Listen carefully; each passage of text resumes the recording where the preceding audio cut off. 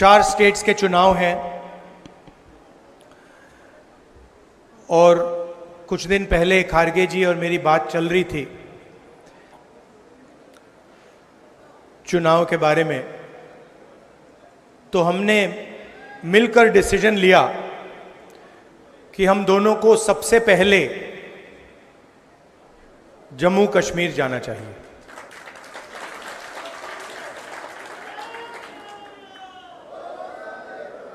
चुनाव के कारण, सिर्फ चुनाव के कारण नहीं, मगर क्योंकि हम जम्मू कश्मीर के लोगों को और देश के लोगों को एक मैसेज देना चाहते हैं।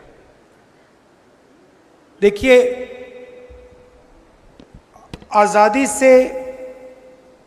आजादी के बाद पहली बार किसी स्टेट को यूनियन टेरिटरी बनाया गया है। मतलब हिंदुस्तान में स्टेट्स को डिवाइड कर दिया गया। उत्तराखंड बना, झारखंड बना, तेलंगाना बना, यूनियन टेरिटरीज को स्टेट में बदल दिया, मगर कभी भी स्टेट से यूनियन टेरिटरी नहीं बनी। मतलब हिंदुस्तान की हिस्ट्री में रिप्रेजेंटेशन का बढ़ावा ही हुआ है, ज्यादा रिप्रेजेंटेशन दिया गया है।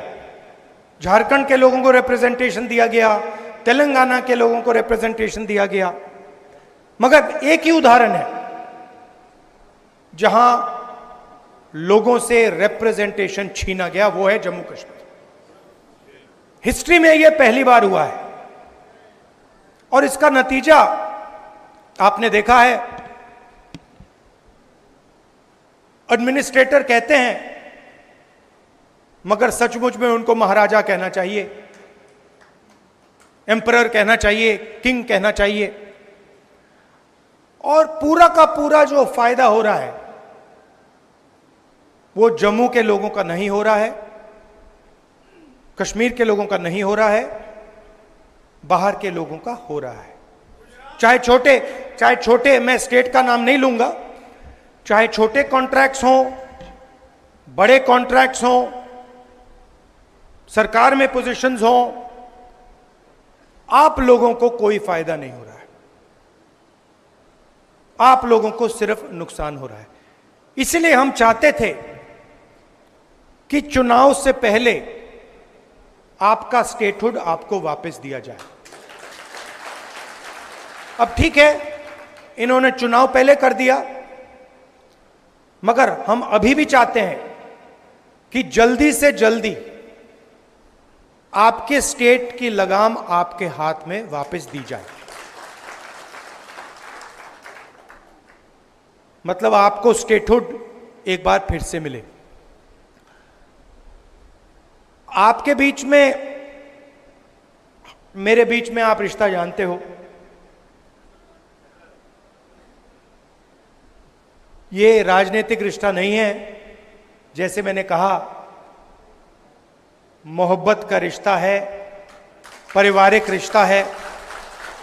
मेरा परिवार आपके स्टेट से ही आता है,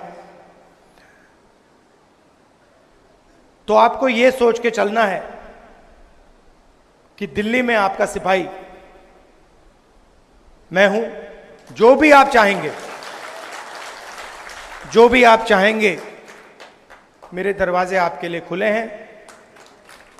आपको सिर्फ ऑर्डर देना है और मैं यहां हाजिर हो जाऊंगा।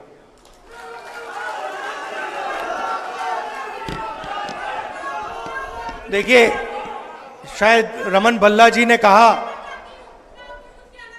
ठहर जाइए मैडम, खत्म करने दीजिए। अभी नहीं मैडम, बाद में कर लेना, डिस्टर्ब मत कीजिए।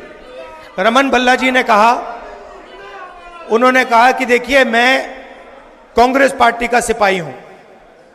रमन भल्ला जी, आप सिपाही नहीं हैं, आप कांग्रेस पार्टी के जनरल हैं। और आप जैसे अलग अलग जनरल खड़े हुए हैं यहां पे। सिपाही तो ये है, कार्यकर्ता। और मैं चाहता हूं कि जनरल की भी रिस्पेक्ट हो और सिपाही की भी रिस्पेक्ट हो।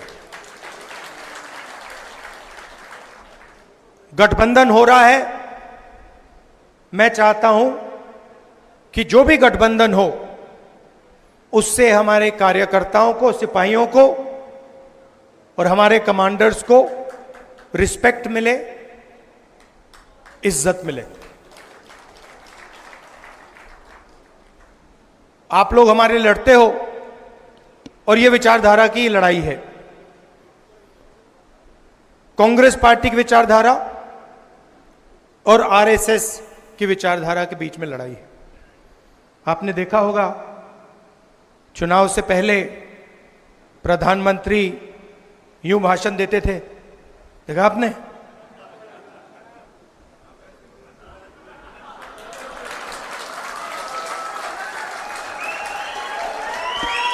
मैं आपको बता रहा हूं, आप गलत फहमी में मत हो। कांग्रेस पार्टी के कार्यकर्ता ने, मैं बता रहा हूं आपको, कांग्रेस पार्टी के कार्यकर्ता ने हिंदुस्तान के प्रधानमंत्री से कॉन्स्टिट्यूशन पर ऐसे ये करवा दिया। ये आपकी देन है, आपका काम है। और मैं तो पार्लियामेंट में बैठता हूं, मुझे तो बिल्कुल सामने दिखते हैं। मैं आपको बता रहा हूं कि आपने हिंदुस्तान के प्रधानमंत्री की जो कॉन्फिडेंस थी उसको खत्म कर दिया, उड़ा दिया। मतलब कांग्रेस के कार्यकर्ता ने उनको इतना साइकोलॉजिकल टेंशन दिया कि उनकी साइकोलॉजी कोलैप्स कर गई। और वो जो प्रधानमंत्री थे, सच्चाई है पूरा देश देख पा रहा है, जो चुनाव से पहले प्रधानमंत्री थे, जिनका डायरेक्ट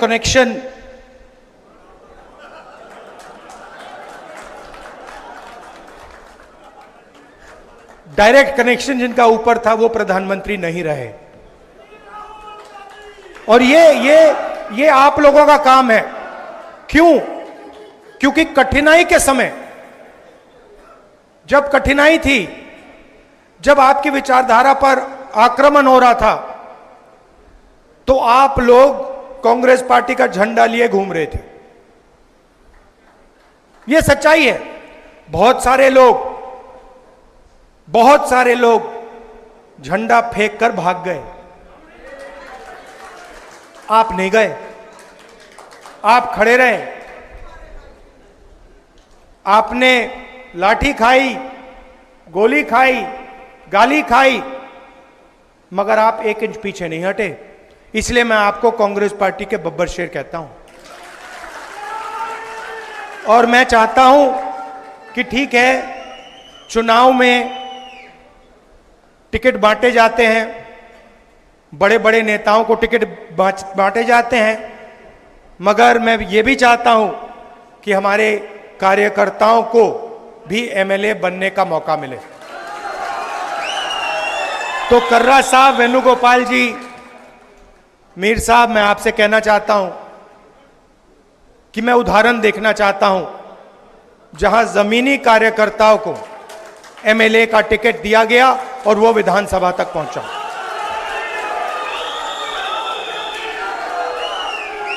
पूरे देश में बीजेपी के विचारधारा ने बेरोजगारी फैला दी है। आपको फर्स्ट हैंड दिख रहा है, जम्मू में भी बेरोजगारी फैलती जा रही है, महंगाई बढ़ती जा रही है। पूरे देश में हम इनसे लड़ रहे हैं। जहां भी आप नोटिस कीजिए, चुनाव के बाद जहां भी ये कोई बदमाशी करने की कोशिश करते हैं, जहां भी बदमाशी करने की कोशिश करते हैं, हम उनको वहां सामने खड़े मिलते हैं। ये लैटरल एंट्री का किया ना इन्होंने, अदानी जी की मदद करने की कोशिश की ना, वहां पे हम खड़े हो गए, उसको कैंसिल कर दिया।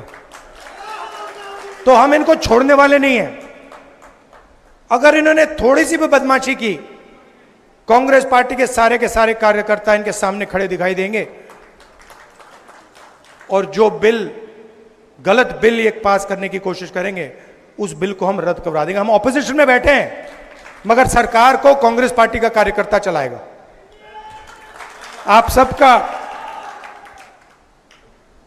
अच्छा देखिए, एक और लड़ाई है।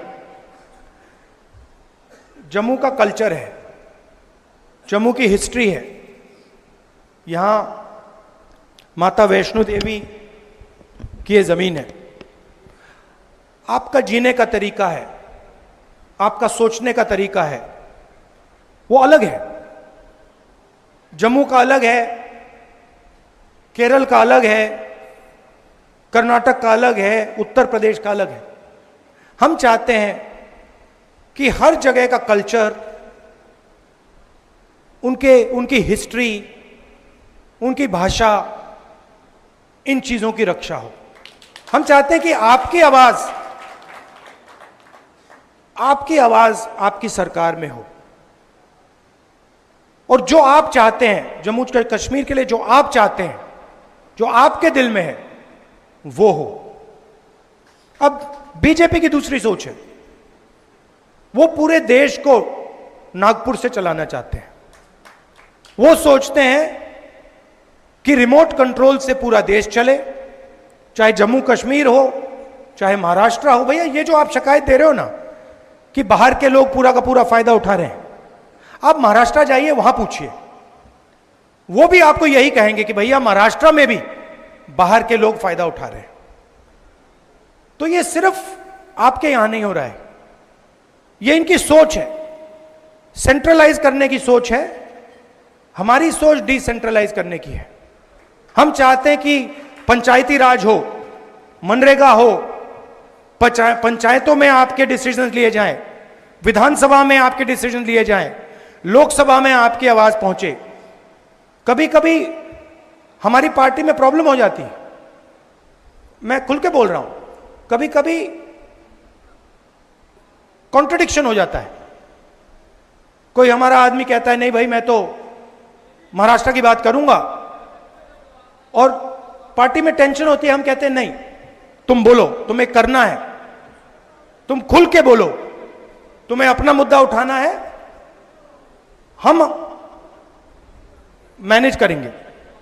तो हम किसी की आवाज दबाने की कोशिश नहीं करते। और मीडिया में हमारा नुकसान भी होता है। कभी कभी लोग कहते हैं देखिए कांग्रेस पार्टी में अलग अलग विचारधाराएं हैं। अलग अलग विचारधारा हैं क्योंकि हम पूरे देश को चलाते हैं और हम चाहते हैं कि देश के लोगों की आवाज, अलग अलग भाषाएं, अलग अलग जात, ये सब सुनाई दे। तो मैं ये आपसे कहना चाहता हूं, हम स्टेटहुड चाहते हैं। हम चाहते हैं कि जो आपके दिल में है, जिस प्रकार से आप अपने स्टेट को चलाना चाहते हो, उसी प्रकार से आप चलाओ। इसीलिए हम ये मैसेज देने आए। दिल से आपका धन्यवाद करना चाहता हूं। आप कांग्रेस पार्टी के कार्यकर्ताओं ने, शायद आप भी नहीं समझ सकते कि आपने किया क्या। मैं यहां से देख रहा हूं और मैं कह रहा हूं कि कांग्रेस पार्टी के कार्यकर्ता ने हिंदुस्तान के लोकतंत्र को बचाया है, डेमोक्रेसी को बचाया है। अभी एक दो और कदम लेने हैं, वो आप ले लोगे, मगर आपने इस चुनाव में कॉन्स्टिट्यूशन को और हिंदुस्तान के लोकतंत्र को बचाया है। इसके लिए मैं आप सबको दिल से बधाई देना चाहता हूं। धन्यवाद। जय हिंद। नमस्कार।